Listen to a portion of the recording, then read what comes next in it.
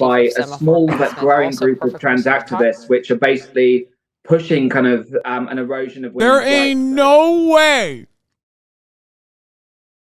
This man is talking to Ollie London. There ain't no way. Actually having a tough time now because of these trans activists. So my issue is with trans activists and not actual trans people. Are you so you joking? say, here's a tweet of yours from just the end of last month, not that long ago, right? Or no? Yeah, it's like from 5 days ago. You say the goal of the trans movement is not simply to exist. The goal is to erase women, mutilate children, sexualize kids, take away free speech, class pedophilia as an identity, remove parental rights, indoctrinate kids, violence to obtain, and they're willing to do violence to obtain their goals. So when you say the trans movement, it seems to me that you are speaking generally about trans people having this goal. And when you say trans movement, I don't know exactly what you mean, because it seems that most trans people, or that I've seen, maybe with the exception of Caitlyn Jenner, it seems to disagree with this, seems to identify as being parts of the trans movement. So what is the difference between, what is the trans movement? Who is a member of that? What is this organization? So what I'm talking about here is the trans movement in the trans activist movement. So the people pushing these ideologies. So we see every single day, just yesterday, the Texas state capitol was invaded. The trans protesters went there. We see women being attacked at women's rights rallies, physically attacked. And we're seeing this trans activist movement pushing for gender affirming care on kids, which is basically putting 11, 12-year-old kids on very harmful hormones.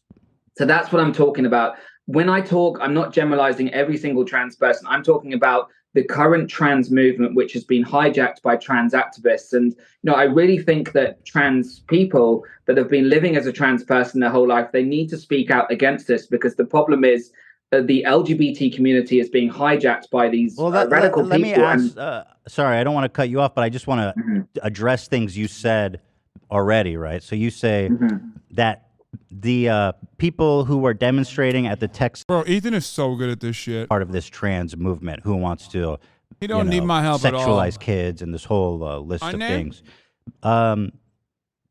They were there to protest a bill, SB 14, that would ban gender-related treatment for minors. So these guys are, I guess, see that as an affront, as being transphobic. But you disagree, because what is minor? Anyone 17 and under? Do you believe that ever there would be a 17-year-old that needed gender-affirming care? So minor is basically classified anyone under 18. And what these people were protesting against was the fact that Texas is trying to pass a law to ban hormones and puberty blockers and gender reassignment surgery being administered to children, basically. So, I think these people, firstly, that was an unlawful protest. You can't just go into a state capitol and do that. And if they want to have a... Are you in favor of only lawful protests? For the record, this is Ethan's greatest enemy yet, because every anti-trans activist is has encyclopedic knowledge of every fucking minor infraction that trans people have ever committed. So this is the highest level of debate that he's ever engaged with. I'm gonna be honest. It's like debating a flat earther. It's very difficult to debate flat earthers, no matter how much you know the science, because they can constantly trap you in their junk science, and they know more than you in the junk science. So transphobia is kind of like that too. Probably no, or I think you did at one point, is that gender affirming care on children is exceedingly rare. It's actually so rare that it's if to express irreversible gender changes on children is something like, I've got the number here, 0.000493% of U.S. children aged 6 through 17 go through irreversible gender changes. So I guess I'm just curious, because in the cases where they do undergo it, it's usually to save their life, right? Because they might be suicidal or yeah, right? And they go through panels, they go through multiple rounds of talking to psychiatrists and doctors. So I guess I'm just curious, why is it you think that this is threatening kids instead of actually helping kids who are at high risk of hurting themselves? So, Ethan, about 10 years ago, when gender affirming care was performed on whether that was minors or adults, there was a lot of checks and balances. Now it has become so easy. So they don't have the psychiatrist appointments anymore. They don't have, having to Wrong. wait several years to transition. Now it's Wrong. a fast track process. And that's the real issue because many of these teens, and we're seeing thousands of teens being transitioned and put on hormones, the number's really gone up in the last few years. Many of these teens Wrong. are struggling with other issues. There's a high case, around 1 in 6 of these children have autism. They're being misdiagnosed. There's also kids with. The way you look and the way you sound plays a serious role in how you're perceived in debates. And Ollie London looks like shit.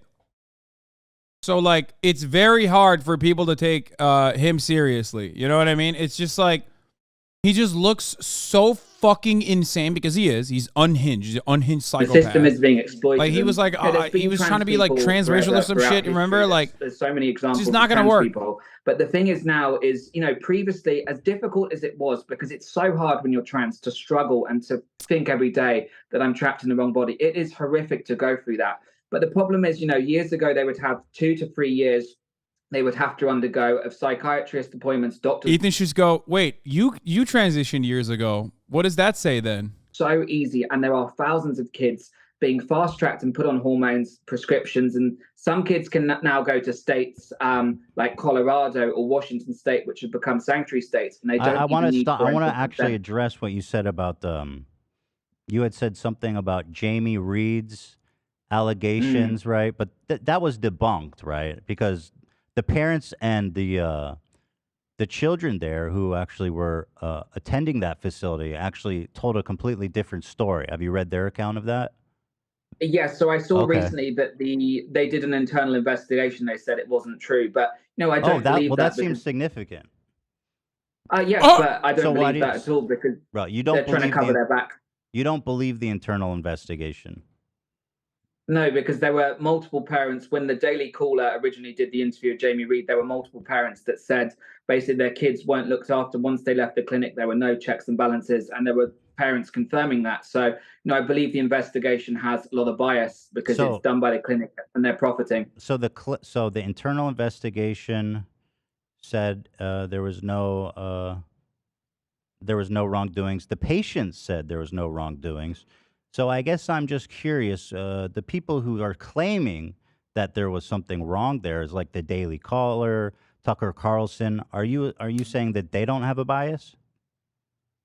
Well, I mean, a lot of people have a bias and stuff, but, we have to look at these gender clinics as a whole. Project Veritas exposed multiple clinics the other day of talking about medically transitioning 8 to 11-year-olds. So we have to acknowledge that this is going on in a lot of clinics, and a lot of these clinics are trying to cover their backs by trying to paint a rosy picture that it's perfect. Did you say fine. Project Veritas? Yes, they did an undercover investigation. That's the guy who got ousted for being like a sex criminal and like scam artist, James O'Keefe. That's his organization, right? He's not part of that organization now. So the organization that he left, Project Veritas, the original organization, did this investigation. They don't have a lot of credibility, Veritas. It seems like every investigation they do is just chock full holes of untruths and just blatant lies. I don't think it's a very credible institution for pulling data from. Well, there's multiple organizations like Project Veritas that do expose Which other ones? So Gays Against Groomers, I'm ambassador for them. They are also exposing this happening in clinics. Gays Against Groomers. So have you heard of them? I haven't, but who's the groomer then? So basically, Gays Against Groomers is an organization of hundreds of LGBT people. It includes trans people as well. Basically, this organization is calling out the harms. They're doing investigations of gender. That's also a lie. Gays Against Groomers is like literally started by a straight man. Where's the grooming come in, though? That's the part that I find like really inflammatory, because grooming implies that trans people or trans activists, and it's what you said here in this tweet, that they're pedophiles, that they're sexualizing kids. So where's that evidence come from? Because it's one thing to say we're against, gender affirming care for minors, but it's a whole different thing to say they're grooming?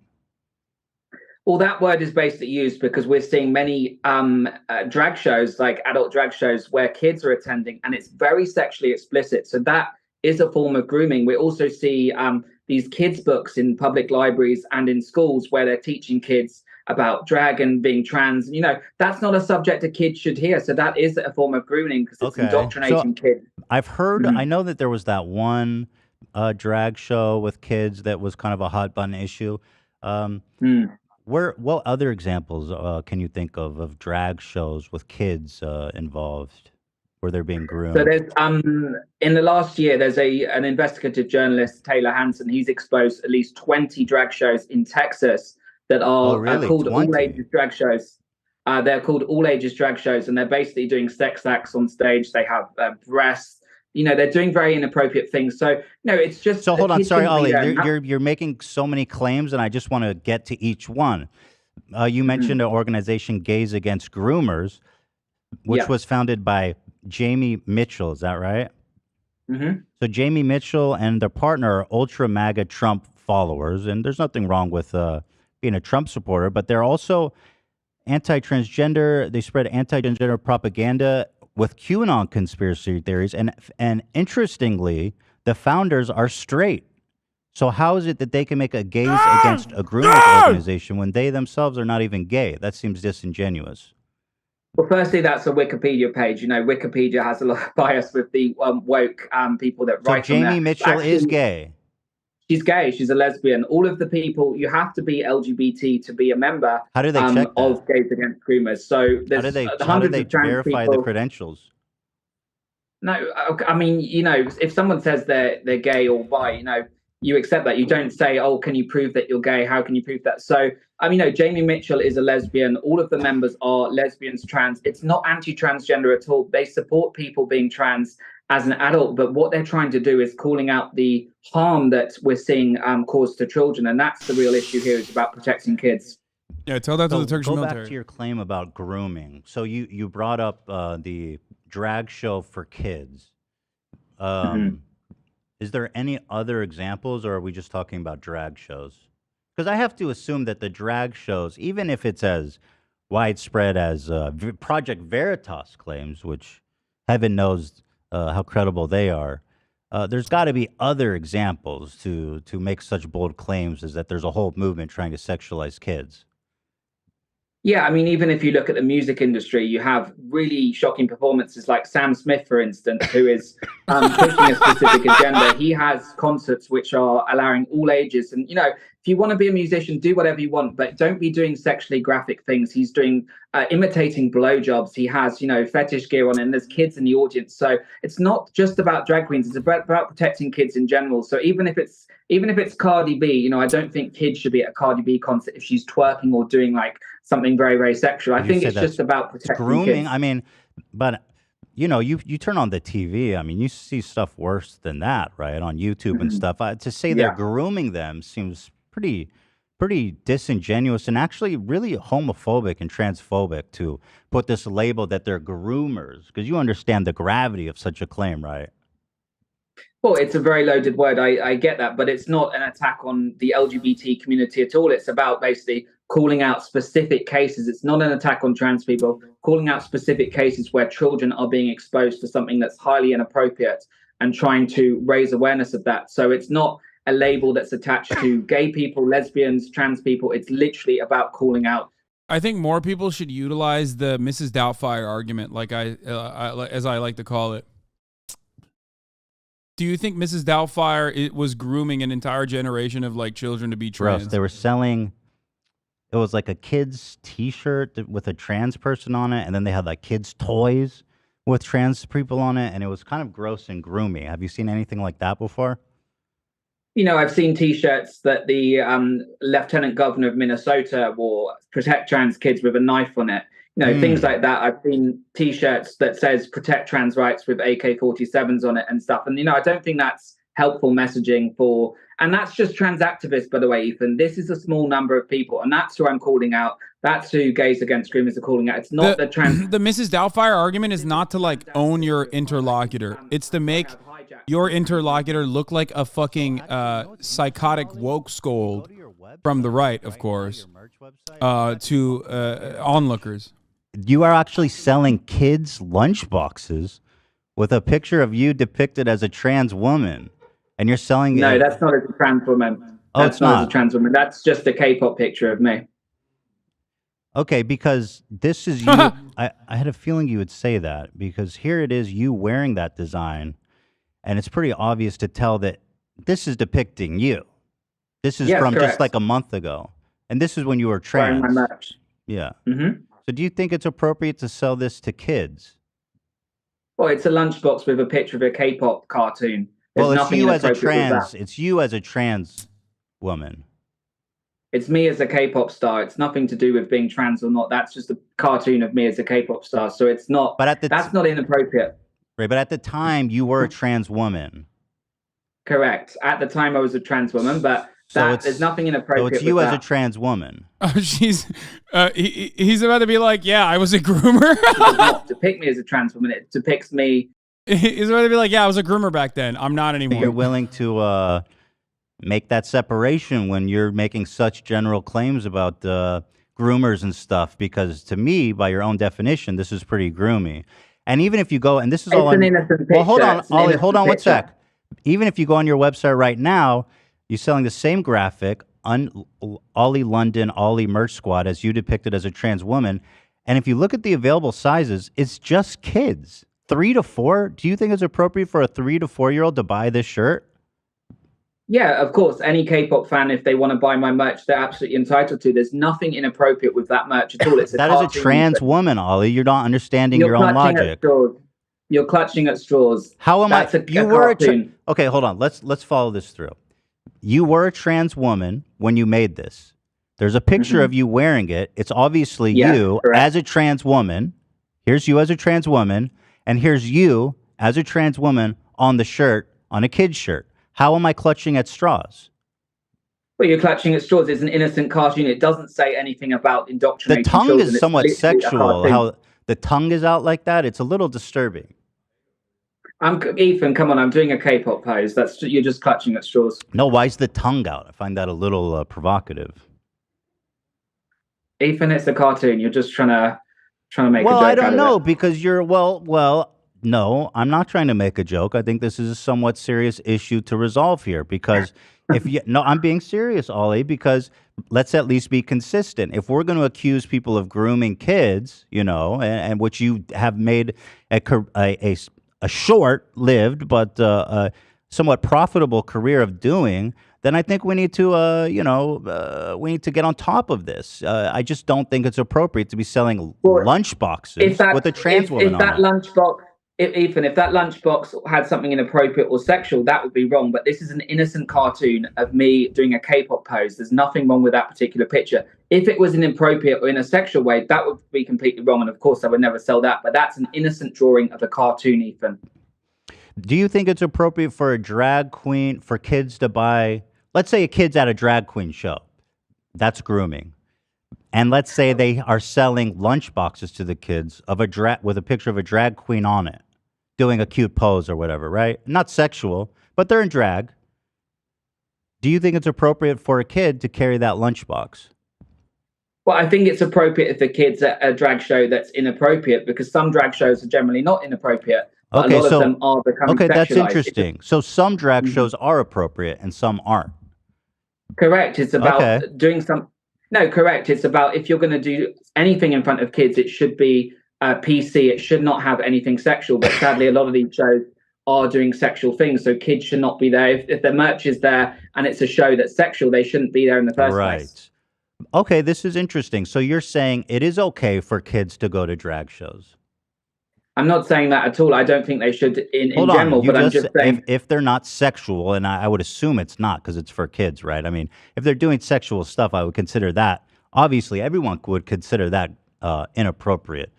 Mm-hmm. But I believe you've just said drag shows are safe for kids. In fact, you would No, even be okay. you're Well, hold on. You even said you'd be okay with them carrying a drag show lunchbox. No, look, I just don't think kids should be anywhere that is putting ideas into their heads. If a show is innocent, that's obviously better than it being a sexual show, but I still don't You're think not in kids should be favor. exposed to gender ideology. So, but what about this if a kid, lunchbox you're selling to kids? that has nothing to do with any kind of ideology. It's a K-pop picture. So Yeah, but you're in it's, drag in the picture. You're trans. I'm not in drag. Well, you're I'm trans. not Sorry, in yeah, drag. you're right. You're not in drag. I misspoke. You're trans. You're a woman. You're expressing yourself as a woman on the box. It's just a cartoon, Ethan. I don't know why you keep going on about it's a cartoon. It's just a cartoon. I mean, I feel like you're trying to downplay the significance of this, Ollie. I just afraid that some of the people that you associate with might consider this grooming by your own standard. I'm just looking out for you and your reputation.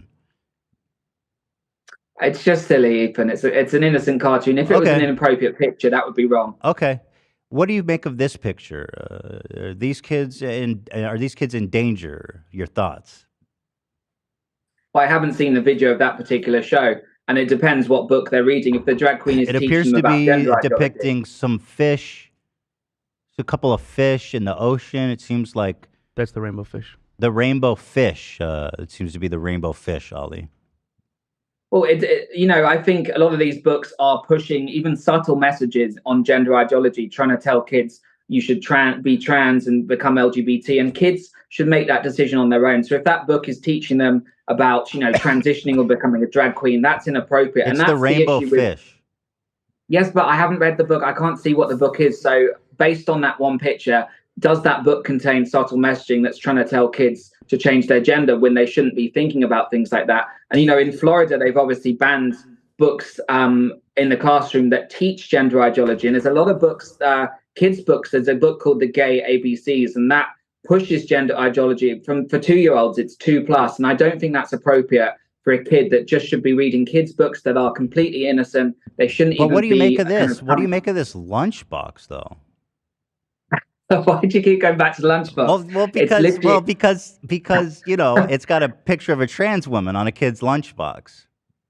Got a picture of a K-pop star on the lunchbox. Who's the K-pop star? Who is the K-pop? Come on, It's Ethan, you, right? It's me. It's you. And this K-pop star is a trans woman, right? I was trans at the time. The image doesn't necessarily depict any kind of gender. So you're saying, did the photo of you? Not even it's not even a photo of me. It's literally a cartoon. I had an anime cartoon drawn of me. Right. Right. Would you buy it? Sorry. Would you buy it for your kids? I mean, I wouldn't want to. I wouldn't, just because I don't want to support you financially. I've been listening, by the way. I'm just setting up the bed. But theoretically, I don't think I'd have a problem with. No, I wouldn't have a problem with my children. There you go, Ethan. So this is what I was gonna say. The one issue with like buyer logic style arguments is that you have to clarify, like you don't actually have an issue with Ollie London selling this.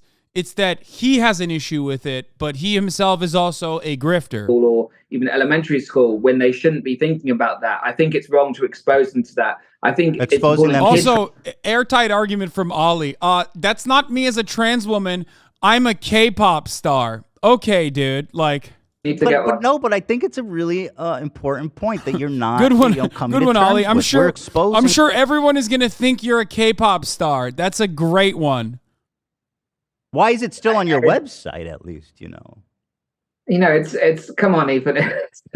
I don't know what to say. It's a cartoon of a K-pop star. Right. Yeah. And it's very innocent. Yeah, it's just that's infallible. That's the best defense, man. You got it. Trans kids on there. That would have a message. That would have a loaded gender ideology message. But it literally says Ollie Squad with a cartoon of me doing the peace sign. It's like super cute, super innocent. Just like most K-pop stars are like super cute, There's nothing wrong with that. I mean, aren't you making like the Higo face a little bit? What, do you think I should make it more masculine? No, the Higo face is like some kind of hentai thing, isn't it? I have no idea. Bro said Higo face. Ahego, you fucking lack of pervert. You don't know what? It's not Higo, it's Ahego. Hold on. He's not perverted enough. Uncultured. No. I don't believe you. Come on. No, I watch anime like I watch Attack of the Titans. That's and stuff, straight but cat, my brother. This is it, and you can see the resemblance, right? Here's the Ahigo face. Go on. It's like a hentai reference.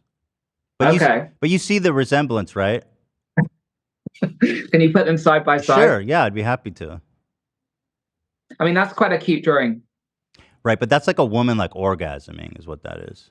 Well, Or like that's not lustful. what I It's like a pitched. lustful kind of sexual gratification Ethan, you're phase. really clutching at straws. Am I'm I? literally like, I've got my eyes open. I'm doing the peace sign, and you're trying to dissect it and say this. Honestly, right. It just seems to me that even as a trans person, you shouldn't be exposing kids to that. It seems like you're shoving gender ideology down kids' throats by selling them a lunchbox with a trans woman on it. You don't see my point at all? You don't get it? No, I don't. You know, I would see your point completely. If, for instance, it had messaging on there, like some political, because I don't think kids should be exposed to politics either.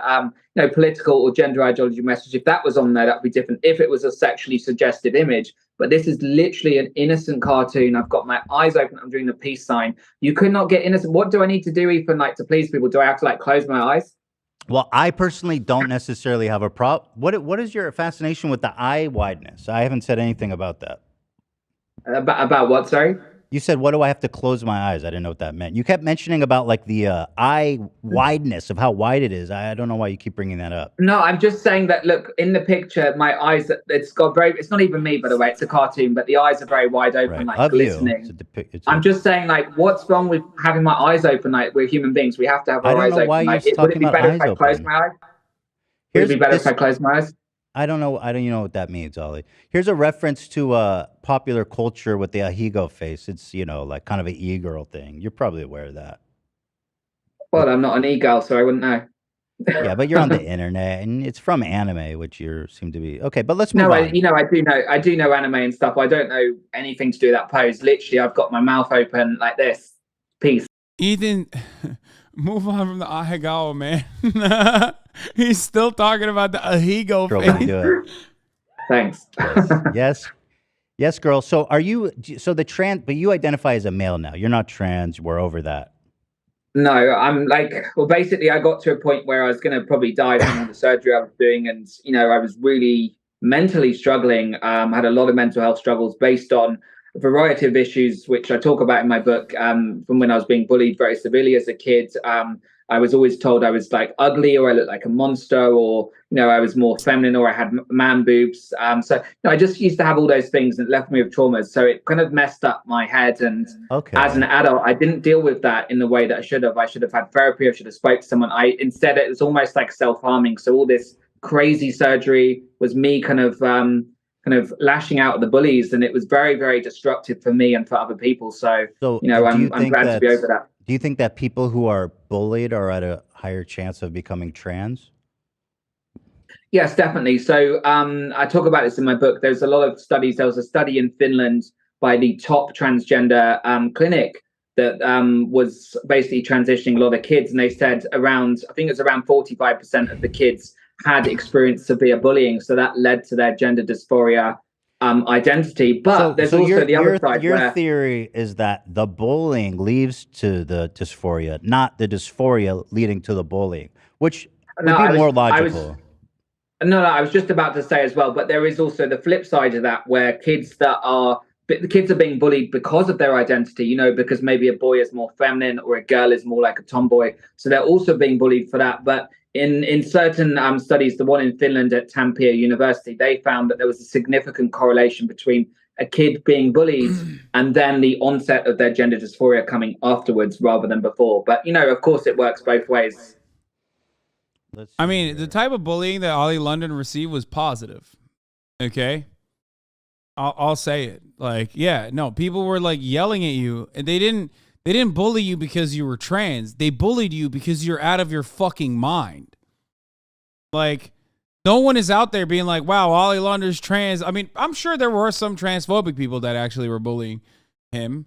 But, those people are now his allies, right? Most people, like myself, were looking at that and going, you're fucking out of your mind. Like, you're not Jimin. You're not him. You are not him. Okay? You can't be fucking Korean like that. It doesn't work that way, you dumbass. Heteronormality. I think That's so. So it seems to be saying the opposite, actually, of what you've claimed it said. Do you see what I'm referring to? Heteronormality. Yeah, no, I see that. I Yeah, see that okay. article. That Look who's you know, back, by the way. if you actually read the full study, which That's I've read the the full study, conclusion. you can find it on the National Institute of Health. Oh no, this is the Basically, study. Yeah, this let me is. have a look. Yeah, no, this is the study. It's the Yeah, .gov. Finland. Yeah. Yeah, this is it. And then this is the author's conclusion right there. I mean, that's pretty much that. This is the one you're talking about. Do you disagree? Yes, but it's look. The study's also saying it's associated with being bullied and being the perpetrator. So it's basically saying that Yes, either but but the message. This is the last sentence. So let's read this together carefully. Mhm. It suggests that bullying during adolescence may serve as a mechanism of maintaining heteronormality. So, do we understand what that says? No, I get what it's saying. It's basically saying that some of these kids that are being bullied will maintain their original identity because of the bullying. Correct. But the study also, if you read the full study, the study also speaks, there's a high correlation between, there's two different findings in the study. There's a finding that around 45% of the kids are bullied, and that causes the gender dysphoria. And there's also a part of the study which also says, like the conclusion is finding that some of these kids are bullied because of their gender dysphoria, and it makes it worse. So So there's it two seems like different findings. if two outcomes are possible, then it doesn't seem that interesting. I wonder why you bring it up.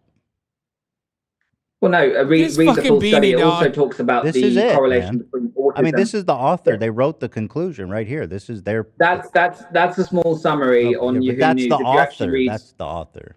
That's their conclusion. correct. Right. But if you read in the Who National better to Institute draw of a Health, conclusion than the author of the study? no, I'm not saying that. I'm just saying Ollie London, duh. Bet the author is gay or something. Fuck it. People from becoming. According to this, bullying prevents more kids from transitioning. Do you believe that we need more bullying? no. I'm an advocate against bullying. I think whoever gets bullied, it's so wrong. I've been bullied myself, and I'm an advocate. But if for trying to bullying stop that. results in Nobody less deserves to be bullied. transitioning, then that, according to what you're saying, is the best outcome for these kids. No, I don't agree at all. No kid, even if a kid is feminine or a girl is a tomboy, they should not get bullied. No one should get bullied. They should be provided with support. But if somebody wants to transition, Notice how Ollie's not talking about transitioning. He's saying, "Oh, you're just tomboys." all Or these kids boys are going feminine. through so many issues during that time. They are not in the right frame of mind to make an informed consent decision. If a Look, child Ethan, is suicidal, do you believe? I personally think it's pretty funny that he got that fucking nose job and it's so busted that one of his nostrils literally doesn't move in the same way that the other one does. And he's over here talking about how, like, no one should get any kind of gender affirmation care. Like, bro, you fix your own shit, okay? What the fuck is this? told them your kids are going to commit suicide if you don't transition them. But what they said afterwards is they actually felt worse 6 months down the line after their transition because they've got hormones in their body, they've got puberty blockers, and they even had double mastectomy. That the vast majority of people that transition don't regret it. I think it's like 95%, 99%. Are you aware of that stat? You don't hear the cases of the detransitions. Are you aware, Ollie, that 99%? No, that's not true. We only hear the detransitioners in comparison. I don't support that statistic. I think it's wrong because these clinics. From what authority do you disprove that statistic? Well, look, these clinics make these studies. They don't even do follow-up studies. There's an example of a. Do you not trust studies because you just told me to read one? Look, what I'm saying is the gender clinics make billions of dollars every year. Their studies are skewed and biased. In a review of 27 studies involving almost 8,000 teens and adults who had transgender surgeries, mostly in Europe, US, and Canada, 1% on average expressed regret. For some, regret was temporary, but a small number went on to detransition. But that's 1%. That seems like a very small amount to be singularly focused on. And this is 27 studies, so this is a massive kind of conclusion, right? A scientific conclusion, a consensus, if you would. Yes, but what I'm saying is there's a clinic, for instance, Tavistock Clinic, which was the main clinic in the UK. they were actually exposed. They were doing studies as well. They Is weren't that what we were bothering talking to about in the check with the beginning? detransitioners. They didn't bother to check with the detransition. They didn't check how the hormones Oh, were I know affecting what them you're over a year. talking about. That English one for Yeah. yeah. So that one, if I recall, I looked into that. Um, I believe it was they. People say it was shut down. It was actually, wasn't it? It's being They shut down. right, It's but still open. Mhm. they're actually making a bigger one so they can serve more needs. I actually, so it's not really being shut down actually. That Say one the name is again. it's still, What is it? it's called Tavistock. Tavistock. Tavistock. Yeah, yeah, yeah. So that one's actually being shut down this year because basically the National Health Service, which is basically looks after all the hospitals in the UK for the government, they actually said that there were a lot of ethical violations and stuff, and they also changed their policy. It's funny to think that like Turf Island has any positive say on this matter. Or like shutting down hospitals implies anything but like conservative austerity measures in place for the UK. Okay, one, they're horrifically transphobic over there. Sorry, it's just the truth. And two, they're fucking shutting down hospital care nonstop because of fucking Tory austerity. 27 studies. Then why did you tell me to read this one, Ollie? You use studies when it's convenient for you, but you don't when it goes against your thesis. I don't understand your consistency with studies. Do we like them or no? What I'm trying to say, Ethan, is the gender clinics are very, very powerful. Do we? They No. control Ollie, a do lot of we studies. like studies or not? All studies or no I like studies? studies. Oh, we do. You know, I like studies, You do but like you have studies. but you have to always look at bias. You know, the clinic in Finland was a transgender clinic that made the study, so they had different findings to many of the clinics in America that are saying there's a low detransition rate. But there are thousands of detransitioners out there. They're just not sharing their stories because of fear of being attacked, and they get abuse every single day from trans activists. So there's thousands of kids out there there's 50,000 detransitioners on a Reddit subreddit forum speaking about detransitioning, but they're scared to come out and talk about it because they're going to get attacked. So there's a lot of people hiding. You seem to be in denial, Ollie, that the vast, vast majority of these people, let's say there's a bias. Let's say instead of 1%, it's 10% regret it. And that's a huge deviation. So I'm giving you a lot of doubt here.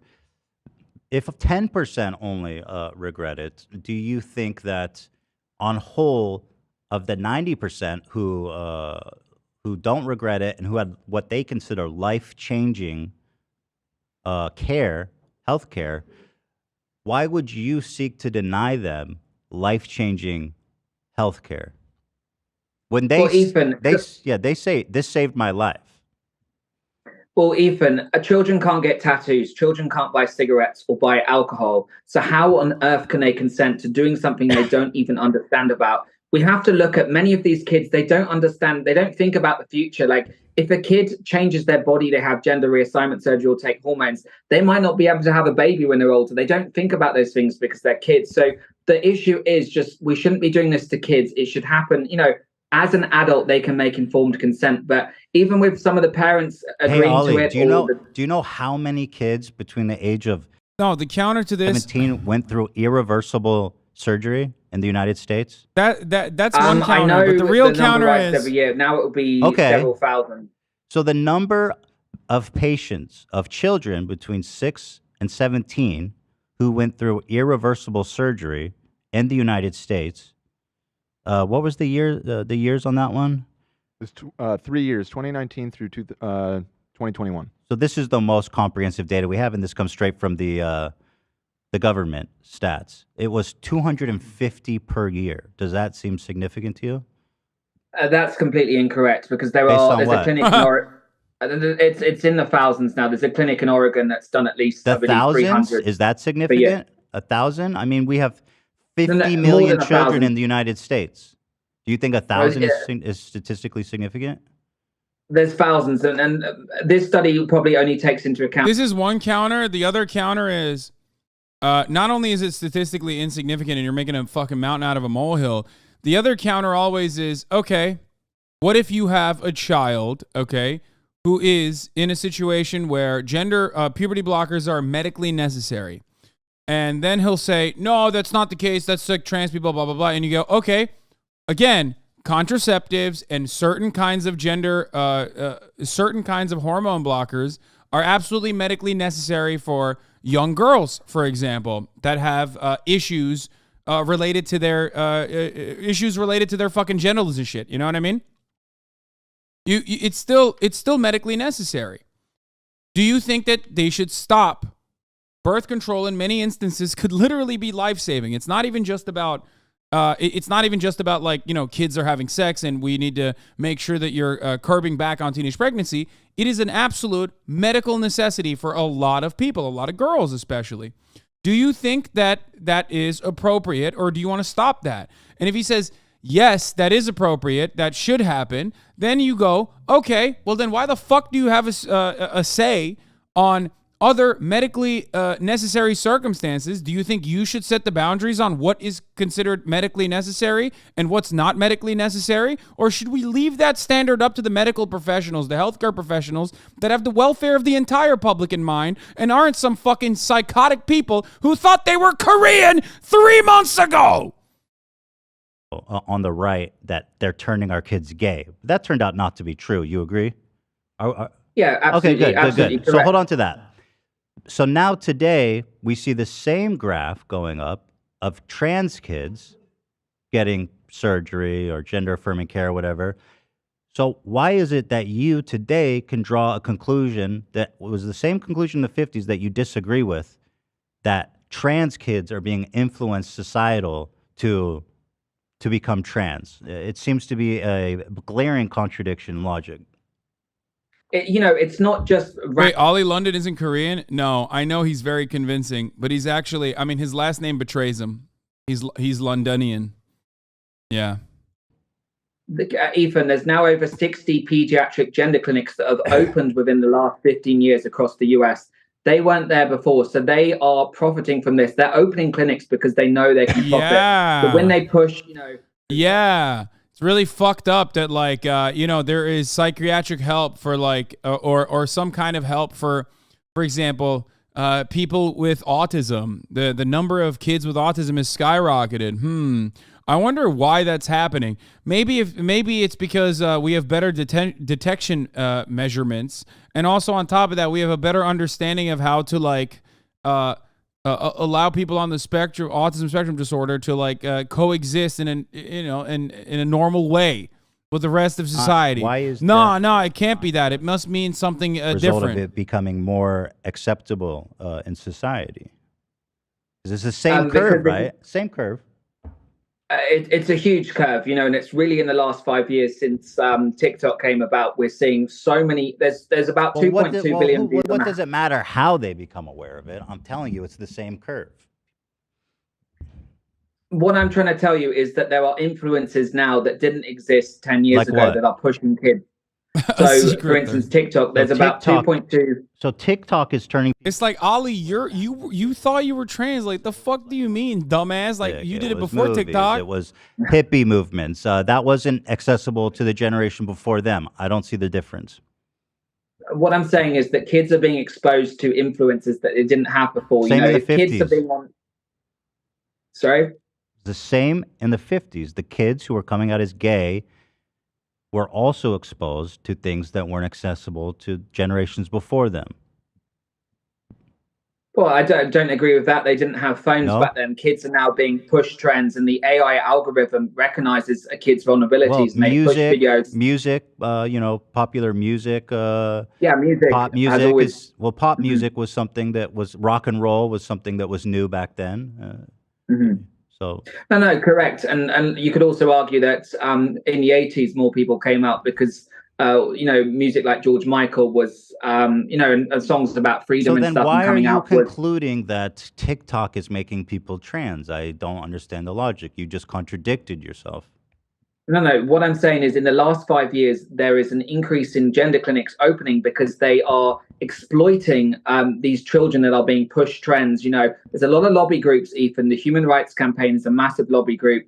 They're going around. Ollie, you were trans before TikTok. I've struggled with gender dysphoria for all of my life. Before TikTok. Correct, Yes, but my identity struggles came about because Yeah. I was using social media too much, and But I Ollie, started you to were born see. in 1990. You're not that much younger than me. When I grew up, there was no social media. I don't believe you probably had social media until you were in your 20s, well into your 20s. Yeah, correct. And the reason I struggled with my identity was because of bullying in childhood. But then I only transitioned as an But adult bullying in because childhood, firstly it was. we established from the report that you told me to read that bullying in childhood results in less people transitioning. Ethan's like, your bullying didn't take, Ollie. You still went trans, brother. Sorry, say it again. The study you sent me Yeah, about bullying, the conclusion was that bullying results in less people transitioning. Ollie, it So didn't you take. says What it's a happened? result of social media. Well, you didn't have social media. Then you says it Ethan. was a I'm result one of person. bullying. But this study you told me to read says bullying reduces the amount of people who transition. So how is it that you were trans before outside of all of these influences that are turning people trans?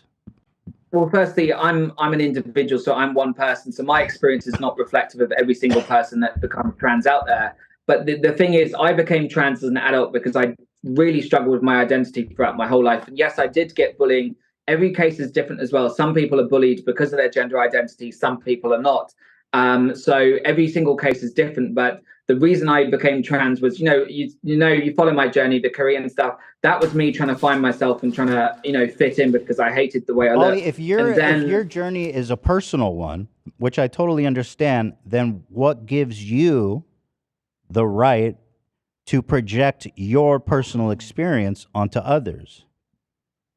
well, I speak to detransitioners every day. I speak to parents. I speak to women, So and don't they you are very. that assumes a bias, Ollie. You're talking all day to detransitioners. We've also established, because we, I think, like studies, or I don't know if we decided, I think you said you like studies, because 27 of them made a consensus that 99% of people that transition don't regret it. So if you spend all day talking to the 1% that do regret it, don't you believe that underlies a bias? Well, no, I don't believe it because I Really? talk to all sorts of people. I talk to parents that have trans kids, and they're trying to navigate through that. And the general consensus with everyone I speak to, because no, I'm not right wing or left wing. I'm just very much in the center. I'm just trying to help people using my platform to try and Yeah, you're help not right wing people. or left wing. You're just insane This is we shouldn't be doing this to kids, and there and a generally bad is a person. concerted push over the last 5 years to medically transition children. If kids want to experiment, if a girl wants to be a tomboy, nobody has a problem with that. If they want to become trans as an adult, that's on them. But the issue that I talk about every day, I talk with parents, I talk with all these detransition, is when this happens to kids. That's the issue I'm speaking about. Right, but It's that's not so about rare. people being Let me trans. ask you another question, just to pivot a little bit. Mm-hmm. I'm one of the people that would say Ollie London is Yeah, this is what I willing was to talking do about. anything for attention. You have probably some kind of, I don't want to diagnose you, I'm not a psychiatrist, but there is some craving for attention, clearly, right? Good or bad. I mean, you said about like Korean, you said your pronouns were core Ian, you said you were going to get your penis size reduced so that you could look more, you could be a more authentic Korean. I mean, these are not serious things. You seem to be a provocateur. Is it possible that you are participating in this right-wing grift because, one, it's making you a lot of money, and two, it's getting you a lot of attention? Is that possible, that you actually don't care and that your beliefs are empty? Is that No, possible? absolutely not. So when I struggled with my identity for years, I generally was struggling and I was lashing out at bullies. And the more I would get bullied online by YouTubers and people on TikTok, the more I would act crazy because I was trying to feel validated and loved. And it was very Well, unhealthy, the Ethan. I'm not conservative hiding that. movement has offered you quite an open hand. They're very glad to be using you as a mouthpiece against trans people. So it must feel good to be being accepted from somebody, even if it is at the detriment of many people who are at risk, trans people. It must feel nice No, to have it's people supporting you. No, it's nothing to do with that at all. I could have easily continued doing K-pop. I could have focused on TikTok, which, I used to really enjoy doing TikTok. I'm not the best singer. I like to make fun, entertaining videos. I could have stuck with that. in actual fact, when I detransitioned, I lost so many brand deals. I lost all my invites to New York Fashion Week. I was front row every Yeah, but season. now you're I on lost all Tucker my invites. Carlson. No, I mean, he that's the biggest wasn't. show When in the was world. he? Or it What? was. Rest No. in peace to the GOAT. That never happened. Yeah, he was the original GOAT. But no, it's nothing to do with that. So you say it's not possible that you are just doing this for attention. If we go back, here's a recording of you saying that you're using the BLM movement for attention and for cameos. Here, listen. Millions. So it's basically every time I do a music video, it's like, if it's 1 million, it's £1,000. So, if I just keep releasing music videos, that's like enough. And then also because I've been a lot on Twitter, there's been so many people talking about me on Twitter because I'm supporting the Black Lives Matter and protests and stuff. So I had 200,000 views on the video. So because of that as well, I'm getting a lot of requests. So it's just, Is he getting fucked right here? What is this noise? In the news, on TV and stuff, because the more exposure I have, if I'm trending on Twitter or whatever on TV, then the more cameos I get. So yeah, So here you say you're supporting BLM to stay relevant and because it gets you more cameos. What the fuck is that? What is that? What is that? Since you went right wing. Well, firstly, that audio was from a number of years ago. It was. How did they record this? He's like panting. That was completely uncredible. And just basically desperate for attention. It's your voice, correct? It's my voice, but it was edited deceptively to try and make. Oh my God! Is it because his nose is fucked up? He can't fucking breathe normally. So I'm not doing any of this. What I'm doing now is to try and help people. Previously, Ethan, I'll admit it. Previously, I had some very unhealthy behavior. Deceptive. I'm open to hearing you out. How is it deceptive? I'm explaining. So previously I had unhealthy behavior where I was generally like thinking, oh, how many likes can I get? How many views can I get? Because I was in a really crazy mental health place, and the more surgery I would get, I'd people feel worse saying about myself. So people saying he was walking are telling on themselves. I'm sorry. Normal walking does not lead you to breathe that way. Okay, while you're talking, Ethan, are you joking? If I wanted on the show. No, if I wanted to get attention and stuff, I would stick to doing TikToks. I would stick to doing my K-pop music videos. You're getting a lot more attention right now. I mean, you're getting a lot of attention right now. In fact, you wrote a whole damn book about it, Gender Madness. Well, what I'm doing now is because I've actually come to a realization that I have had some very unhealthy behaviors in the past, and I'm trying to remedy that. Because I can't sleep at night when I think, have I done something bad? Have I been a bad influence? So I'm actually trying to remedy that and devote my time to I hate to tell you, if activism. that's what you're concerned about, you're going to feel really bad when your next phase comes around and you realize that you were the mouthpiece for really hateful people. Ethan, it's not a phase, and I'm not a mouthpiece for anyone. I'm literally just trying to speak up about issues that I have finally woken up to see what's going on in the world. It seems to me, Ollie, that if we look at all of your different iterations of your personality, the one consistent thing is a need for attention. Well, you could say that about Trisha Paytas, who was your best friend and you used to do a podcast. I do say that. I mean, I would say that about Trisha Paytas. Sure. Yeah, what? Are you like Trisha Paytas? She had different identities, but she had a wake-up call, and then she realized that, she could be an influence to others, and she's really a positive gal. She's doing amazing things at the moment. And I had a wake-up call. Trisha was a chicken nugget, I believe. Do you empathize with that, Ollie, as a former trans person? Ethan, I'm vegetarian, so I wouldn't empathize with her being So you're saying you're nugget. Like yeah, and congratulations on that. We support that. Ollie, do you believe you're like Trisha Paytas? No, not at all. I'm not comparing myself to her. I'm just saying that she had a lot of identity struggles. She had some unhealthy behaviors. I had some unhealthy behaviors. I struggled, but I'm remedying that now. I'm working hard every day to try and be a better person, to try and help people. And that's what I'm focused on. So people can call me what they want. I'm not a mouthpiece for anyone. I'm literally trying to help make the world a better place. Let's pivot. This came about when you found God, right? And you can fill in the blanks here. You were confused. You were a transgender woman. You were selling kids' lunch boxes depicting a trans woman on it. That's pretty low by your own definition.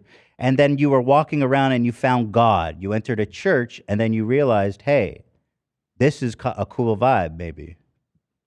Well, no, actually, before that, I started to go to therapy. So basically, I lost a lot of my friends. People thought I was really crazy. And I was very mentally unwell with all of these different crazy identities that I struggled with. So I actually started therapy first, and I started going to sessions twice a week. And then they actually told me, you need to speak about this. You need to find a community that's accepting, non-judgmental, and kind. So hold on. Your therapist told you that you're not trans? No, my therapist didn't tell me I wasn't trans, but they said if I'm having issues and struggling with who I am, perhaps I should find a community that's very Okay. welcoming and might make me feel like I can belong. Okay. Take some time off social media. Okay. So they didn't tell me not to be trans. It's nothing to do with that. So They you literally told me to try and find myself. you took a break off social media, and then you took Well, no, your time to find God and find your new self. I stopped. I stopped spending hours and hours, These weenies always have the same which story. was messing up my mind, and I actually It's left my phone. It's so stupid. It's so cliche. It's so boring. Like, you're creative enough to like come up with the most unhinged thing to do to your own fucking body. You can't come up with a better a better backstory.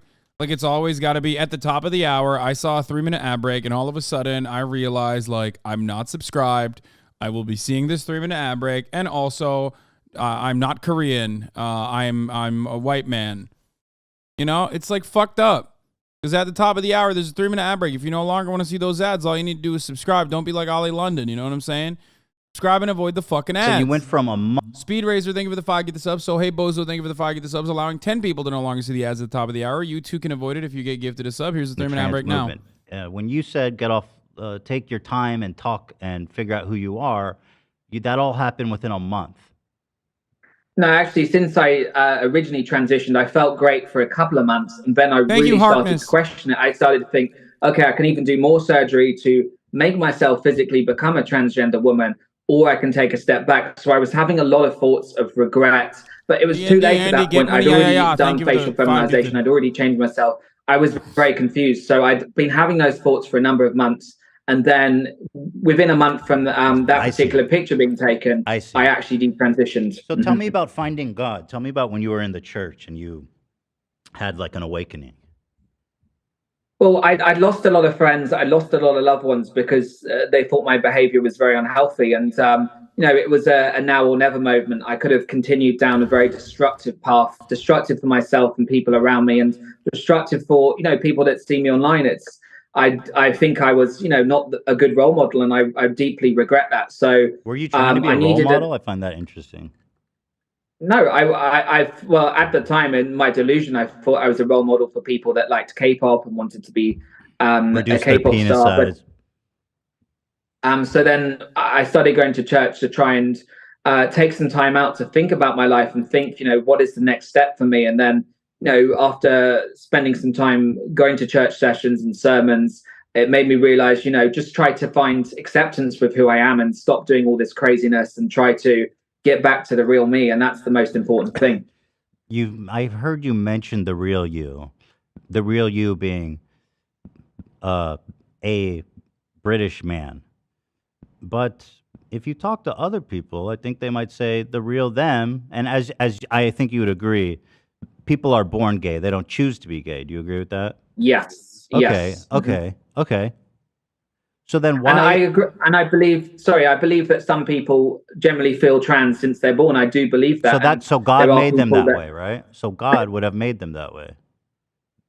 I just believe that some people are born as trans, but my issue is kids being indoctrinated to transition when they didn't think about that before. So however you're born, that's the way you feel, then that's okay. But I don't believe in people that wouldn't think about these things being indoctrinated to change. If you were British, you would do anything to escape it too. That's pretty funny.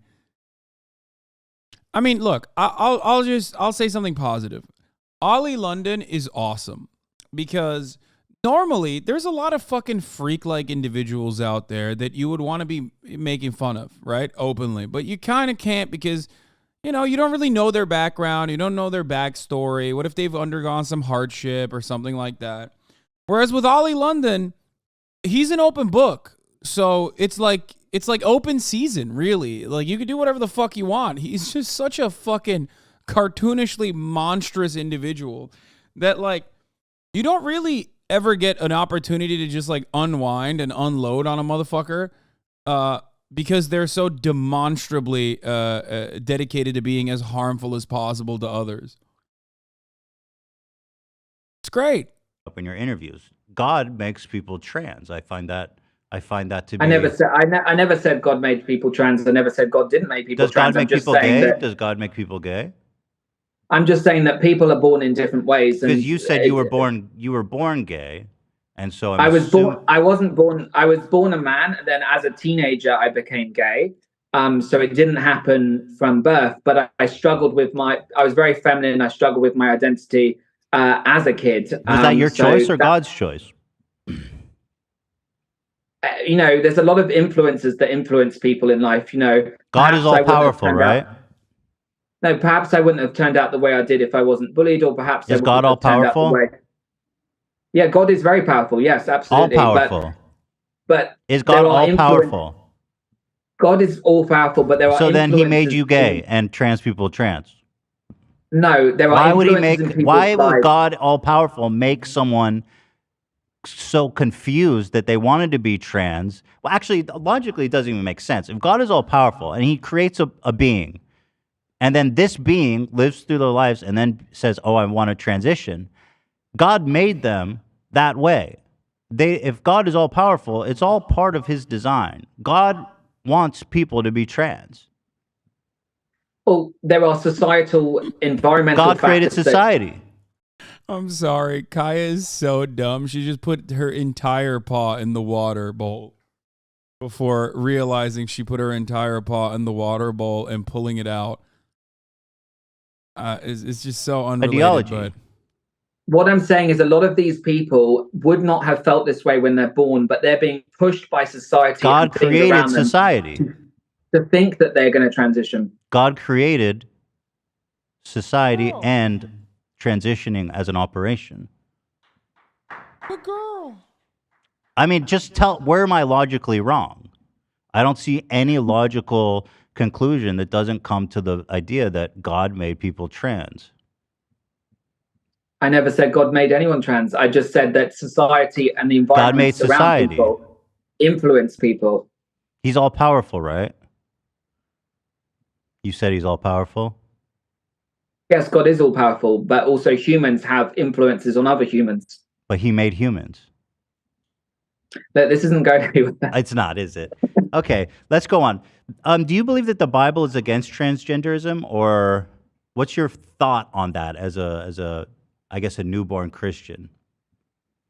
Well, you know, the Bible was written a long time ago, and there are things in the Bible, such as in the Old Testament, that aren't relevant to today's society. We know that. So we have to adapt what was written 2,000 years ago to the modern day. But you know, I'm not one for policing how adults live their lives. But I think, you know, transgenderism wasn't in the Bible because there weren't trans people visible back then. Of course, no. Look, I've even got this in my book. Even there was a Roman emperor that was trans. He used to dress as a woman. So we know there's instances, but I'm just saying in the Bible itself. Did society influence him? Did society influence the emperor to be trans?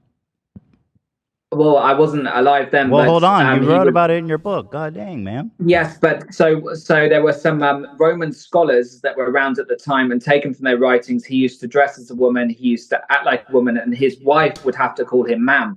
Now, I wasn't around back then, so I don't know the exact details, but he thought he was a woman. So, you know, maybe he could have been born like that. Some people are born like that, and they generally think that they're in the wrong body. So you don't have an opinion on if the Bible...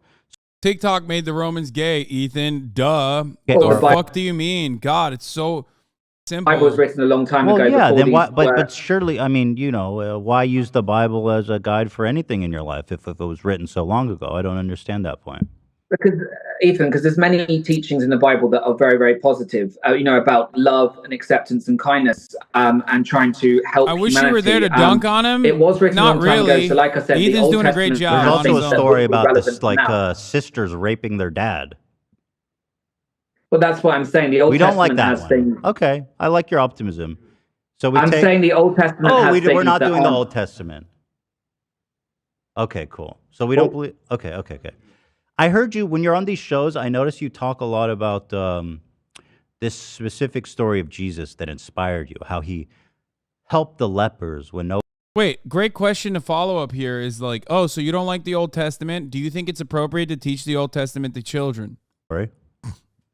Well, I thought it was a good analogy because I felt like for many years I was rejected by society. I was treated like an outcast.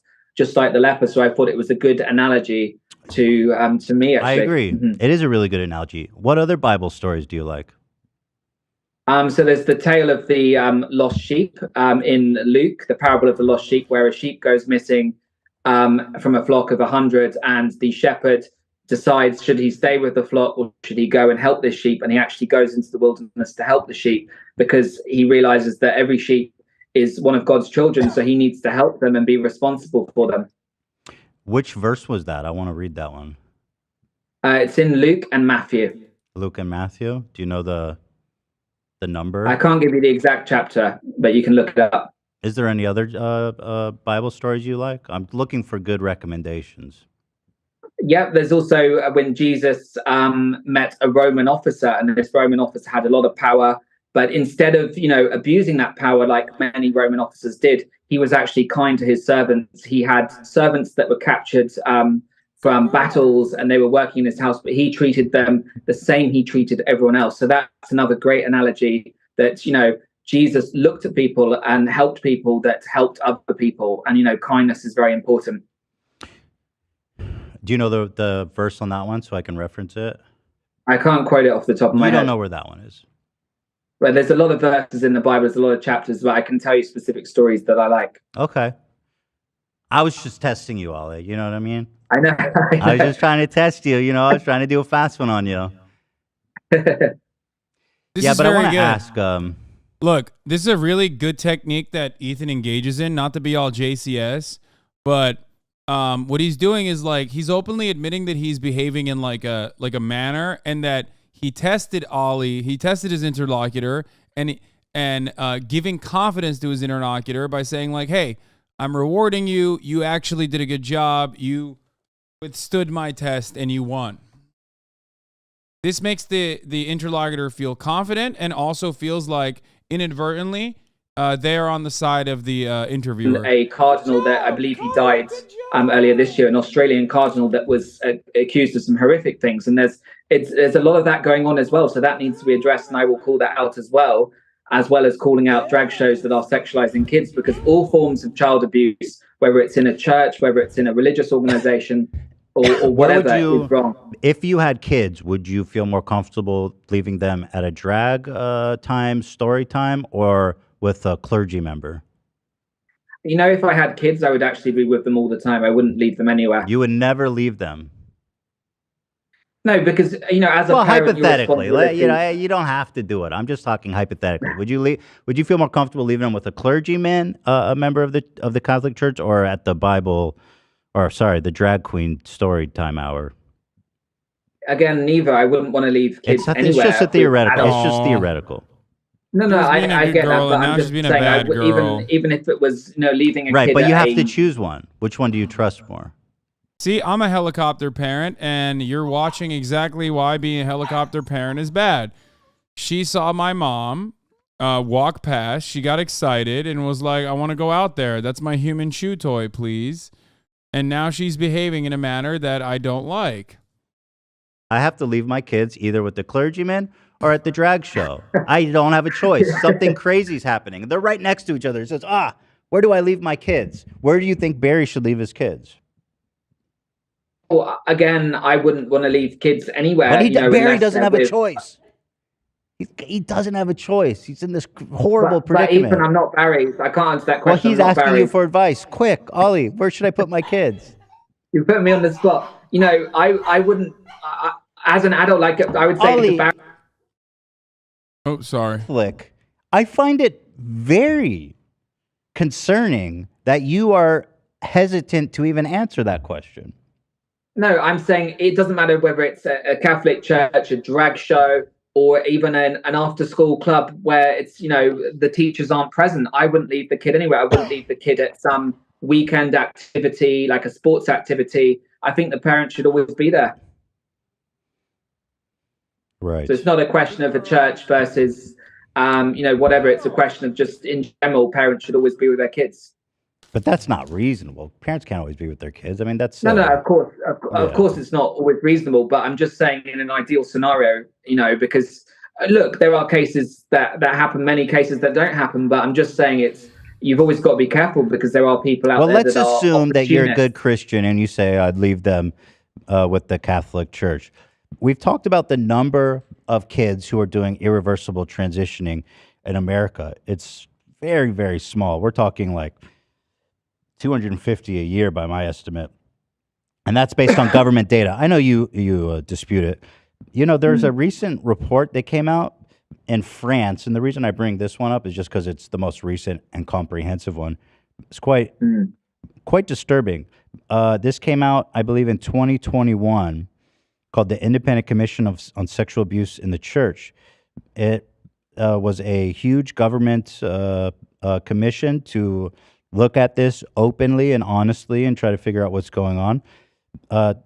2,900 and 3,200 clergy members were involved in sexual abuse of minors during that period in France. Okay. It's estimated that they abused around 330,000 kids. Now, if you do a percentage of that, and this is really kind of surprising to me, and tell me what you think. Assuming there are around 15,000 to 20,000 clergy members in France at any given time, the percentage of clergymen involved in abuse of minors would be 15 to 20%. Yeah, that's absolutely horrifying. And also, there's in Ireland as well. There was a lot of abuse that was covered up, and no, it doesn't matter. Seems like that affects more kids than the that is equally wrong. Whoever exposes kids, it doesn't matter whether it's a church or not. Raping a kid is equally as wrong as going to a drag show. Look, it's equally wrong if someone abuses a kid. So that's what I'm saying here. Okay. So if a kid is being abused, is there any history of a child being abused at a drag show? When drag shows are sexually explicit, is that the same as raping them? That is also child abuse. I'm just saying, if a drag queen performs a sexually explicit act in front of kids, that is abuse. If we're worried about the kids, we're looking. You're a member of an organization which, by my estimate, which again, it's just an estimate, but 15 to 20% of the clergy members are sexual predators. Why is it that you're focused on the drag shows and not the Catholic Church when per capita and the volume is way more in the Catholic Church? Well, the specific organization, Gays Against Groomers, is focused solely on the issue of indoctrinating children, exposing them to sex. If it was called, Catholics Against Groomers, that would be focused on that issue. But it's a specific issue. Not every organization can focus on every issue, but their job is to expose a specific issue within a specific group. And granted, like you said, there are in France, there was in Ireland some horrific cases. And, it's the job of the Pope and the Catholic Church to vigorously investigate that, because it's disgusting for any person, whether a clergy member or not, to abuse a child. It's absolutely wrong, and it should be investigated to the full. And every single victim deserves justice. Me a little disingenuous when you're going to point, let's say, you've got the whole hotel, a whole building, it's on fire, but but in the backyard, there's like a doghouse that's on fire. There's no dog in it, by the way. It's just a small structure. And you're telling the fire department, we need to put out the doghouse fire. Don't worry about the fucking massive apartment building that's on fire. Let's put out the doghouse. To me, that seems like you're focused on the wrong thing. What's the point of focusing on the doghouse when the whole building is on fire, right? Well, no, I mean, I talk up on my Twitter about all forms of abuse. If there's somebody that abuses a kid, if there's a news story, I do share on that. So, but I'm just saying the specific organization, Gays Against Groomers, focuses on a specific subject. But you're right, all forms of abuse are incredibly wrong, and they should also get light shed on them, 100%. Are you interested in firearm deaths of kids? Because that's the leading death, actually, of kids in America today. Yeah, that's absolutely horrific. What we see every day with schools being shut up, it's absolutely horrifying. Right, but somehow the drag show. No, children should be. Ethan, we're on the same page. I just don't understand why the drag show is more pertinent, because you're doing a tour, right? You're doing all the right wings. You even wrote a book, for Pete's sake, called Gender Madness. Why is this topic so important when we're talking about protecting kids? And there's just these incredibly more pertinent issues, firearm deaths, the leading cause of death in kids, and you're talking about an organization with 15 to 20% of sexual predators, by my estimate. I just don't understand the focus on the drag show. Don't you think that the conservative movement is overly focused on transgender issues? Well, I mean, there's you've just highlighted there are so many different issues in the world, and I'm trying to focus on one specific. What is this interview? Beanie Dude is rapid fire and gotcha scenarios to try and catch this dude off guard. It's really inane. Whatever your view on the topic is. No, I think he's doing a great job for that particular reason. Actually, as a matter of fact, like it comes across as gotcha questions because, again, it comes across as gotcha questions because he's doing a good job. The only reason why you're saying it's gotcha questions is because it's doing a good job and you kind of like don't like his vibes. You might even end up agreeing with the other party a little bit, but you can't find yourself agreeing with that party because he's like very clearly delusional. That's the issue. That's why you're saying like, oh, it's a gotcha question. No, he's just doing a good job. Odd. Why are they all so focused on trans issues? Well, I mean, they talk about a lot of other issues as well, but what's happening at the moment is there is a lot of right. They talk about a lot of issues, but I think we can all agree that that's kind of the most pertinent for them, right? Even in polls, even in polls, people say trans issues is the most important to them of conservatives. Why is that? Well, I mean, correct, because it's great because Ethan does a really good job of like he is the representation of like libtard politics, right? And even as like the representation of that kind of politics, like he does a really fucking good job of ridiculing his opponents by simply asking questions while also even admitting his own bias in many different respects, even saying like, oh, well, I was trying to catch you and you did a really good job of like avoiding it. You know what I mean? Like he does a very good job of like just winding down your opponent and actually offering them enough rope to hang themselves with. Not in the way that like people say that Joe Rogan does, but actually doing that. Because Joe Rogan doesn't have that ultimate goal of like giving their opponent enough rope to like hang themselves. Joe Rogan has a very clear-cut bias, and it's on the it's on the side of the people that he's having on, like the right-wing agitators. So how do you if I haven't mentioned it, how do you justify this? I've already gone through it. Oh, we have talked about it. Okay. I'm just curious. Let me look at the photos. I mean, this is definitely for kids. It's pretty small. It can't even fit like a little bread in it, barely. And like, look how, I mean, these blueberries look monsters next to that. That's certainly for kids, right? Yeah. It's too small for an adult. What's that? No, it's for anyone that likes K-pop. For anyone that likes K-pop. But grown-ups. Can you explain to me who's going to school under the age of, like over the age of 18, like using a lunchbox? Grown-ups like that. Wait, you would buy a lunchbox with a trans woman on it? Why would you do that? This is a real issue. Kids are suicidal because of their gender dysphoria. I mean, that's a real issue. But Ethan, what I'm trying to say is if you put a vulnerable kid that's already struggling with a mental health on very high doses of hormones. Maddie Healy is a fan of certain center-left podcasts, including center-left commentators such as myself. Center-left podcasts such as Cumtown and center-left podcasters and broadcasters such as myself. Has it ever happened? Has a child transitioning ever saved a child's life? Well, you need to address the mental health issues. If a kid is has it ever saved a child's life? Or did I say Cumtown? Yeah. Fuck, Cumtown is not center left. Cumtown is actually progressive left. This is the new show, the Adam Friedland show, which is totally unaffiliated with the Cumtown. What is Cumtown? I don't even know what Cumtown is. I fucked it up. I'm so sorry. Transitioning saved their life. Even one of them. Why would you support a movement that outlaws it? You support legislation that makes it illegal. Why is that? Because firstly, these are kids. They cannot consent to this. They do not understand the long-term consequences. But you don't look at what happens later down the line, even like 6 years down the line. We got to stick on this point. You said that transitioning has saved a child's life. Let's forget about all the other static. Let's forget about all the other static. Why is it that you would want to outlaw a medical procedure that saved a child's life? That's not kind, is it? No, you have to support the kid's mental health, but you cannot put them on hormones. Do you believe that it should be illegal? Do you believe that it should be illegal for kids to transition? I believe for medical transitions, it should be 18 plus. Yes. Even if the kid is going to kill himself, as you admitted, it saved the child's life. You said that. So you believe I'm this saying kid that should kill themselves rather than transition. absolutely not. Don't try to put words in my mouth. Well, Kids need mental health no, support. hey, I'm not trying to put any words in your mouth. I'm just trying to reconcile. You are saying on one hand that transitioning saved the kid's life, and also saying that transitioning shouldn't be allowed until they're 18 plus. So this child has no recourse other than to kill themselves in this hypothetical situation we've created.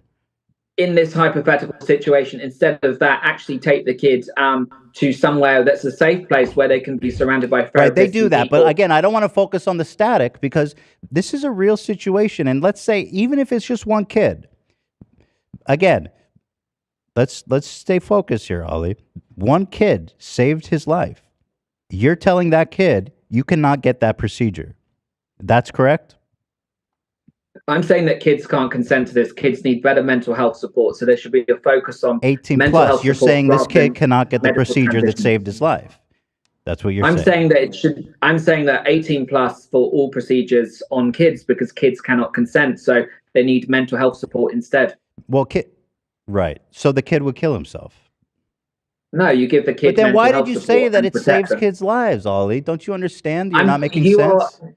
I'm saying that there will be some kids that may feel better and feel like their life has been saved after that. But you agreed with me, Ollie, just a few minutes ago that transitioning has saved kids' lives. Oh, like anything in life, it can save lives, but also a lot of people. Like anything in life, what does that mean? A thing. What else? A lot of people will become suicidal later down the line because their body is completely messed up. There, so many different issues with their health. Not suicidal now, which is really happening, but like, what about a hypothetical suicide later in life that hasn't happened that could happen potentially? Kids. That's how we offset suicide. Kids can't consent to anything. What are we doing? No, we're not allowing them to. Kids can't consent to go to church. Kids can't consent to go to school. Kids can't consent to anything. We as parents make the best decision we can for the welfare of the kid. Don't you agree? I mean, this whole idea of consent is kind of moot when you consider all the things kids do in their lives every day. Well, it's like a little kid that wants to be a dinosaur. Do you suddenly give them a surgery? Do you think that wanting to be a dinosaur is comparable to gender dysphoria, which is a known medical condition? I'm saying that some kids. You said it's like kids wanting to be dinosaurs, Ollie. I don't understand the comparison. Well, no, it is. It's like some kids change their mind about certain things. They're not mature enough to make these decisions. Do you think wanting to be a dinosaur is comparable to being trans? I'm saying if a 10-year-old kid dresses up as a dinosaur every day, they tell their dad they're a Tyrannosaurus. Has that happened? Can you cite that happening? You've been speaking about theoretical things. I'm speaking about. Well, no. Well, we're talking about theoretical. Transition a child? We're talking about theoretical situations, but they are happening in the real world. There are kids whose lives are being saved because, and this is the small amount of kids who undergo it, very small amount, that do it under doctors' supervision and panels and stuff, that it's saving their lives. This is happening, okay? People are not, as far as I know, and maybe you can correct me, saying I'm a dinosaur, I need to transition into a dinosaur. No, I'm saying, the kids want different things. They don't understand or comprehend. I notice you're saying I'm saying a lot. You say things, but you don't like to stay accountable to it. You say, no, I'm saying this. No, I'm saying this. No, I'm saying this. Why won't you give me definitive answers? Well, I'm equating it. You know what? It is the same. If a child wants to be a dinosaur, you don't cut off their it's the same body part. It's the same. It's the same as being gender. It's the same as medically transitioning a child and giving them surgery. Good. I'm glad you said that. Gender dysmorphia is a known medical condition. Is there any literature about transitioning to be a dinosaur? Not that you know of. Right. But you said it's the same. But clearly it's not, right? Because no, I'm equating transitioning is accepted. I'm equating a kid. Mm-hmm. Sorry, I'm equating a kid identifying in a different way. You don't just suddenly say, if a kid feels a certain way, oh, we're going to do this operation, we're going to give you hormones. Kids of course, that doesn't happen, Ollie. Feel like that doesn't happen. Do it as an adult. That doesn't happen.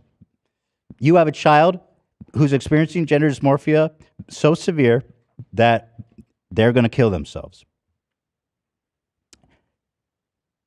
Dysphoria, excuse me. They're undergoing panels and doctors and stuff. And this kid, we know, and this has happened, either we intervene or the child kills themselves. What's your decision? Most kids grow out of gender That's dysphoria. not what I asked. Why can't you answer? Most kids do not grow out of gender dysmorphia. Not only 99, that's a small number of them, and 99% who get the operations don't regret it. You have to answer this, Ollie. This is important.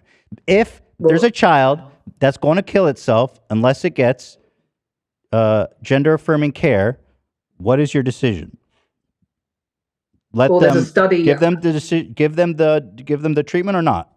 This is a great trap. No, you give them mental health support instead. You do not. No. That's not what I'm asking. If this kid is suicidal, which is a known phenomenon, this happens. Do you let them get the treatment, or do you make them wait till they're 18? You give them other support instead. So they kill themselves. No, they. How is that kind, Ollie? How is that kind that you're letting children kill themselves instead of letting them get gender-affirming, life-saving care, which, by the way, happens only irreversible gender care, gender surgeries and stuff only happens like 250 times a year. No, it doesn't. It happens. Well, you have no statistics to back that up. Well, there's a clinic in Oregon. I can send you the statistics of. There's a clinic in Oregon that does at least 300 surgeries on kids a year. So that's just one clinic. That's impossible. That's not true. There's 60 clinics in the US that are pediatric. Over years. Yes, 60 kids. Over years. So, but again, there's 50 million kids in America, Ollie. That's not a lot. But I'm saying there's 60 gender clinics that are performing these surgeries every single week across the country. So look it up and see how many. Let's say that of the 1,000, there's 10 kids who are going to kill themselves. Do we let them get this treatment or not? Again, you give the kids mental health support. You're choosing for them to kill themselves, Ollie. No, I'm not. Don't try to say that. But you are. But that's what you're saying, Ollie. I'm not saying that. That is what you're saying. You're denying them life-saving, gender-affirming care. No, I'm saying give the kids mental health support. You're saying use this avenue that doesn't work, that's not going to work to prevent you from killing yourself. You're telling them. Also, gender affirming care is a part of a comprehensive healthcare solution. You can only do the therapy that I approve of. It's like saying, if let's say there's someone who's a schizophrenic, right? And the doctor is prescribing lithium. And Ollie's like, no lithium, only prayer and also whatever form of therapy he finds to be enough. It's like, what the fuck are you talking about, dude? It's just like, that's how comprehensive healthcare works. Sometimes you actually do medical intervention beyond just like therapy sessions. The times it is reversible. And lithium is for bipolar, sorry, not schizophrenia, right? Lithium is for bipolar disorder. I fucked it up. Care under doctor supervision. You want this kid to kill himself. Actually, for both. I'm pretty sure lithium can be used for schizophrenia too. Mood regulation in general. That you're a part of. You sold yourself out for some attention and some money, and you are dooming kids to kill themselves. How do you live with that? Before it was cute, silly stuff about transracial and PTS and pop stuff. And it was just silly nonsense about little racist stuff about Korean people having tiny penises. Coming off. But now you're actually delving into transphobic, violent transphobia that is going to result in kids dying. You're going to have to reckon with that, Ollie. No, absolutely not. You're trying to paint me out as saying this. I'm only saying what you said. Cannot consent. No, Ethan. Kids can't consent to anything. Kids cannot consent to irreversible hormones. Surgeries, Ethan. Okay, a kid needs to get his leg removed because he has leg cancer. Should he be able to get the leg removed? Well, if he has a cancer, yes. Okay, so what's the fucking difference? He can't consent to have his leg removed. That's irreversible. Well, many of these kids are being pushed into it. Many grow out of gender dysphoria. If you Google right now... But I'm telling you, kids kill themselves if they don't get this treatment. In the rare case that is that severe, about 250 a year. Well, show me. Okay, pull up a case then. I'm sure we can do that. That's not a problem. Give me 1 second. Wait, what? Pull up a case? Gender affirming care is mental health support. What is Ollie Right. gonna do? There are other What is ways. Ollie there are gonna do? other- Be like, actually, fuck that kid. Like Psychiatry. that kid had bad vibes. He should have killed himself. Like, is that what you're gonna do? He's like, give me an That anecdote, the please, correct so I can fucking rip it Dealing apart. with Like what? dysmorphia is gender affirming care. Do you know more than Pediatrics Association and Psychiatrists Association? Yeah, because all of these You do know, companies Mark. they made $2.2 billion transitioning kids last year. So it's a multi-billion-dollar industry with a lot of powerful. So people lobby make groups. money from it. So therefore, we shouldn't let kids save their lives. No, you can provide. I'm not That's a going to great keep going on about question. this. That's a great question. We'd be like, okay, people make money off of fucking cancer treatment. No more chemotherapy. Sorry. Reversible issues, and when they You're become right. an We should adult, make it free. You're right. People shouldn't be charged for it. I agree.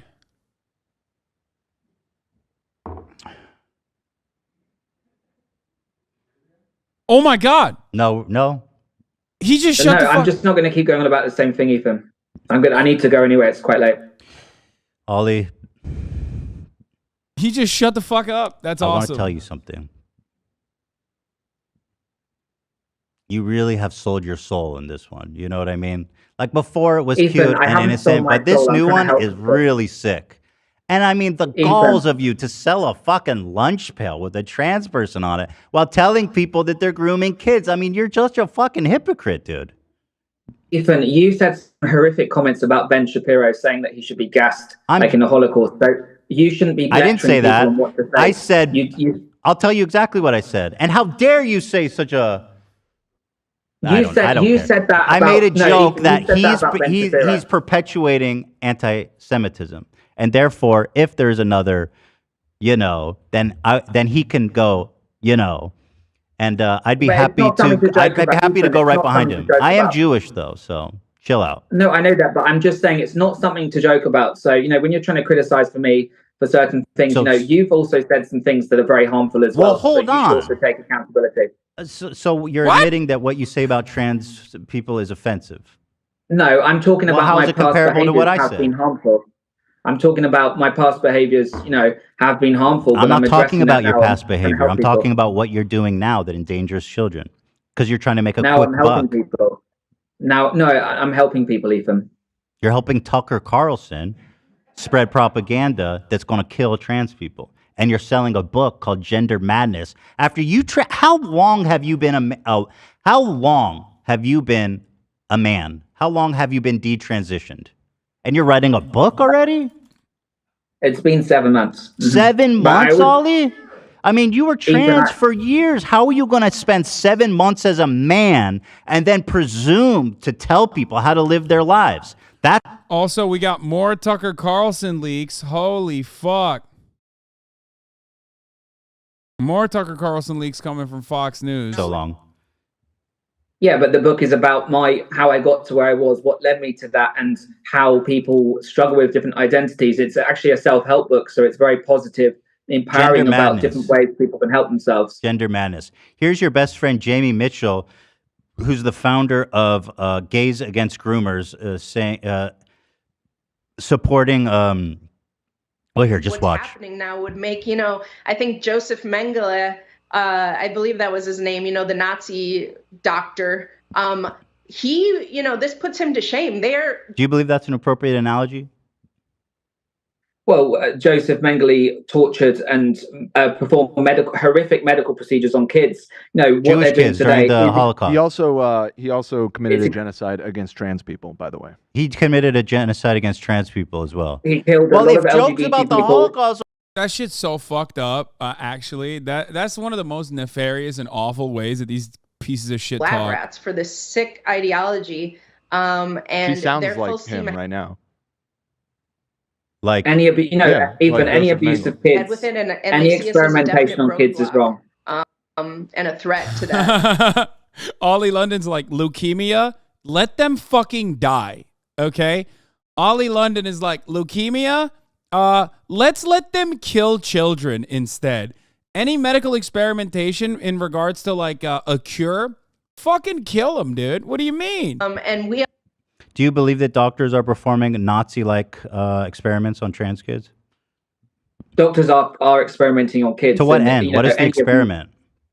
Any medical mutilation on kids is bad. And An the experiment long-term underlies data. a thesis. What is their thesis? I'm saying there's no long-term data on how does this affect a Yes, kid's there body is. 20 years 99% down the don't line. regret it. How 27 does this say. affect a kid 20 years down the line? They're Because we see happy. issues. 99% are happy. We see issues with their 27 bone density. studies. Look at the study by Dr. Bradley, Canadian. She was the pioneer for performing these gender-affirming cares on kids. What if I since told you Dr. 1970. Bradley was a quack? Well, they're all quacks. Anyone that Okay. experiments on kids in the first place is a quack. All right, Ollie. We're gonna anyway. Thank you for spending your time. I do appreciate you coming on. No, it's good to talk. It was it was something. I think he But ripped I them. I think he ripped Ollie, but notice how Ollie, like I said, is a more like Ollie London looks weird and is not like the best person as far as like the best speaker. But given the area that he occupies, it's very hard to go up against like transphobic motherfuckers because you're going up against a person that is like pretty much borderline schizophrenic, right? Like you're talking to someone with mental delusions and they are going to constantly pull you into like their delusions and have you address their delusions. And it's like, well, I can't argue against your own fucking world, man. Like you made up half this shit. It's literally like arguing against flat earthers, right? That's how it works. Like if your grift has no basis in reality and it's just like inherently harmful and all it is there to do is just like, push more harmful propaganda, it's very difficult to argue against them, right? Like he basically made up, child experiments happening on children that's like bad. He lied about a whole bunch of shit. But even then, that's why I said it's like very difficult. That's the same thing conservatives say about us leftists, though. I mean, it doesn't matter. The conservatives can say whatever the fuck they want. We're currently talking about conservatives and their mania. It's difficult to argue against transphobic people like this because they're in a totally different league. It's like arguing against a flat earther. They're going to give you junk science. You need to know the junk science and address it. If you haven't studied the junk science, it makes it very difficult. Same with like super transphobic people. So even someone as stupid as Ollie London could come across as like coherent in some ways, even though he's like insane, right? And I think that's what happened here with Ethan. But Ethan still did a very good job of addressing a lot of the most unhinged parts of this conversation. It's of course going to be like less, I guess, content and less punchy than, for example, debating that other cult guy. But he did a great job. He did a fucking fantastic job.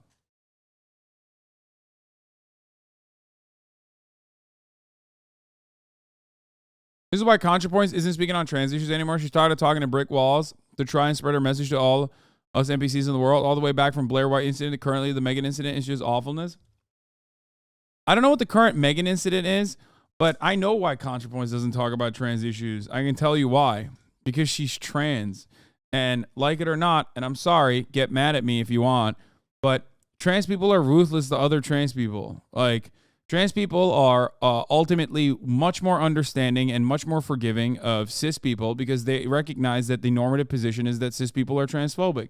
So when you have a cis person who's not transphobic, but like will fuck up every now and then, trans people will oftentimes still look at it with like a very critical lens, but are way more forgiving. ContraPoints, on the other hand, comes across as the authority of trans issues to a broader cis audience, and a lot of people get mad at that. You know what I mean? And this doesn't mean that like ContraPoints hasn't done anything cringe or bad or wrong. Every now and then, she'll appear on a fucking Hillary Clinton video, and I'm like, wow, that's not great. But ultimately, I think she's great. You know what I mean? She has disagreements on MB stuff or MB related issues, I think. But like I said, ultimately, you got to look at the broader. You have to look at the broader content that this person has provided. Anyway, I don't want to get too super deep into like trans issues, especially because like I feel as though there are a lot of like it feels like you're monolithizing trans people like in that analysis, not gonna lie. Yeah, a little bit. But I do, I mean, what? If there's one monolith that actually absolutely sticks amongst trans people, is that trans people love fucking yelling at other trans people for having, you know, like minor disagreements over trans issues. Is that not true? Go to any trans space and you know, bring up one point of contention and see how that works. And on top of that, I think trans people, this is from my own personal, you know, observation as a cis person. Trans people are a little bit more understanding of cis people than they are of trans people, other trans people, trans content creators in general. Yeah, trans people are very leftist, and a lot of them are. So that's not that surprising.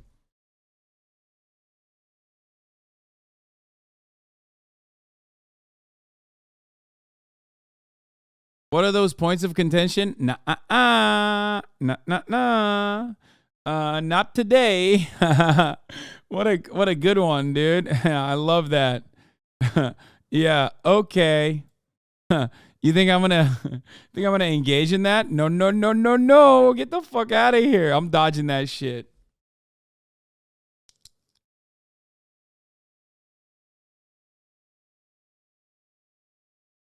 I don't know, trans places are usually very accepting. Maybe you're only talking Twitter.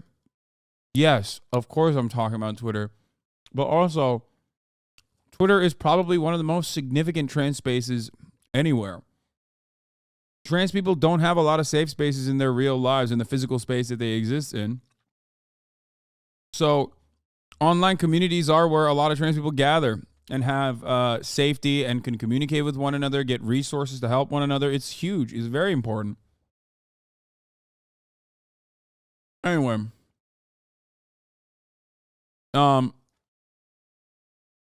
there's addressing the Froggy Fresh drama. I don't know if I should watch it, but I do like iDubbbz and I want to support him, so I could potentially watch that.